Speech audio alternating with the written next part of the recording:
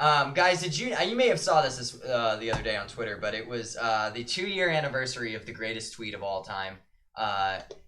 30 to 50 feral hogs running in the yard. That was 2 years ago? That was 2 years ago, as of just a couple days ago. Oh my god. 2-year anniversary of the greatest thing that anyone's posted on the internet ever. Why did someone ask this question? It became a if you happen to miss this for some reason, or if you're not on Twitter, it became this guy was the Twitter main character for like 3 days. Everyone was just talking about why the fuck did this dude say this? What is the most like insane animal you've ever run into in the wild, right? Like put yourselves in this guy's shoes, right? I've seen Dan without his shirt off. You've had this guy has 30 to 50. I'm just gonna talk over that. This guy has 30 to 50 feral hogs running through his yard. What's the craziest thing like not at a zoo, but like out in the wild you encounter?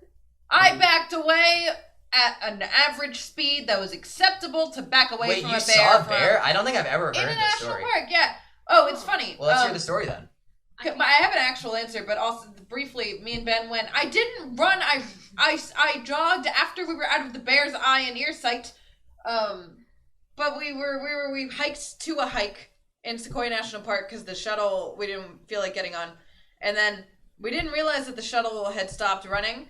And the sun was setting while we had to go back, and it was like a mile and a half to my car. And there's like a road, and then there's like the trail that we took. And I was like, Ben, should we like take the trail, or should we like walk back along the road? And he looks at me, he's like, yeah, I'd rather get like eaten by a bear than hit by a car, you know? Way. And then I looked up, and there was a bear punching a log not 15 feet from us. And I was like, nope. And was it like a big ass like adult like black bear? He was like a brown teenager bear? bear. He was like a teen black bear. Ben said brown bear. It's not a bear. It was a black bear. Black bears are the big ones, right? No, also, black bears are kind of docile. Yeah, black bears are like chill and docile. Oh, the brown ones are the crazy ones? Brown ones are like grizzly bears. Yeah. I've never seen it. I don't even think I've seen a bear ever. Wait, so you ran away from a black bear? I didn't run. I backed away. Backed away slowly and then sped up. You're always on her side. Yeah, of course I am. Once we got to the road and we're no longer in sight of the bear, yeah, I may have jogged. I may have run. And that's fair. That's we valid. We hitchhiked back with this couple we found. And we were like, yeah, there was a bear in the woods, and the guy went, bear? And then him and Ben he pulled over, and him and Ben got out to go look for the bear because he wanted to see the bear, and me and his girlfriend were sitting in the car like... This sounds like a really weird start to like a swinger story where like next thing they bring you back to the cabin and they round up the bear and they like zip tie it and bring it with you, and now it's you guys and you four and the bear all hanging out in their creepy sex cabin. Man, I said bear out loud and I started backing away. It's your fault that you're slow.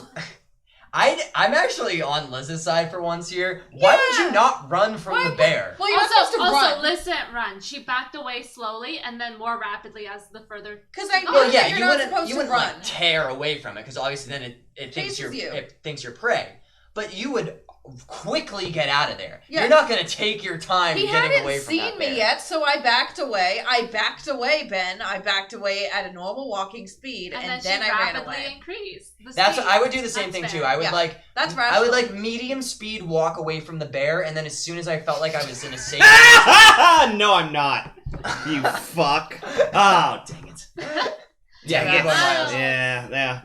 Yeah, Miles is always, if you know Miles, he's always tripping sack. He's just... Listen, Ben. Tell your actual story, the Alston Brighton turkeys. Oh, there were turkeys that lived in Alston I would Brighton. often, leave to bike to work, and I would be on my bike in the middle of, an urban intersection, and then I would just make eye contact with a turkey at 6:30 in the morning and just sort of nod at it and then bike away. I grew up living in the middle of the woods and just, middle of goddamn nowhere in central Massachusetts. I can't do it anymore. That's I blew it. Up the mantle. Thank you so much, Kathy. My mom is still in the chat, so sorry, but I'm swearing. Don't worry, I got this. We would see crazy shit all the time. We saw turkeys a lot. I remember one time I woke up as a kid and I saw 2 turkeys having sex on our porch.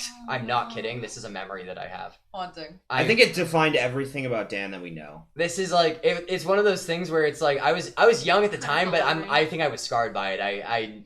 I remember watching it happen. No, the question is how long. I freaked out and I ran away, and then I think I got my mom. I remember being early in the morning, and I kind of remember I think I got my mom or my dad, and I was like, there's turkeys freaking out on the balcony, and I was really scared because they were flapping around all over each other, making a ton of noise and like screaming and stuff. I thought they were gonna try to break into the house, and so I went and got my mom or my dad. I don't remember who it was, but they just like banged on the door a bunch, like the door out to the porch, and eventually they like flew away and left. But yeah, they were just banging it out there. And then another time I saw a lynx, which is crazy.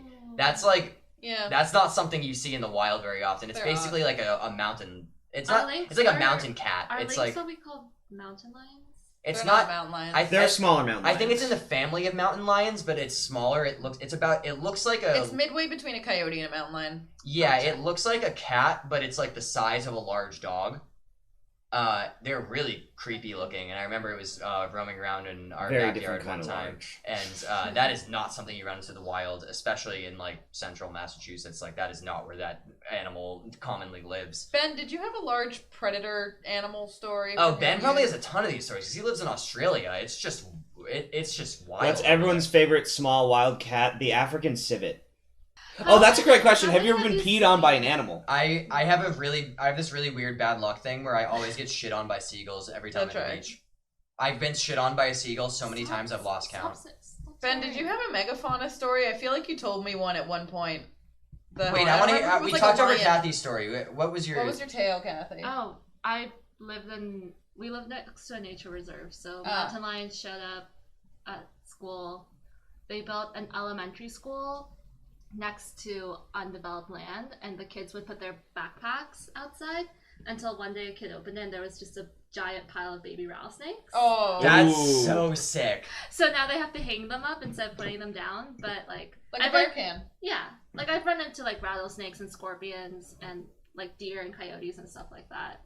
Deer and coyotes I feel like are pretty common, but some of those other ones are wild. I mean, rattlesnakes get big, but it's the baby ones you have to watch out for. I'm pretty crazy. Why are they more like because they don't know how to control their venom. I don't know why I'm doing this. They're the fangs. Yeah. They're a little, the universal sign of venom. Venom, yeah. They don't know how to control their venom, so they'll just give it all in one go. I am thinking of the hippo story. Sorry, Ben said something about his dad's friend scaring a hippo out of a bar. Tav in the chat, friend of the show, has he grew up in Africa and now lives in Australia, and so he's experienced every kind of harsh wildlife scenario you can be in. Thailand, so there was a lot of monkey situations. Yeah, that's true. There's a lot of monkeying around. Yeah, Ben has like every kind of story in the book. Like he has like a mudslide story about how he got like locked in a bar because a mudslide came through. Like no, didn't he wade through like waist deep water to go to a hookah bar? Yeah, that's the one I was thinking of. That's yeah, so much commitment. Like hookah. Ben has just lived through all types of natural challenges that face humans. Ben has experienced all of them. Aren't you somehow a Floridian who's never seen like an alligator? I have, as an actual story, I've never seen a Floridian alligator, but I have seen a Floridian peacock.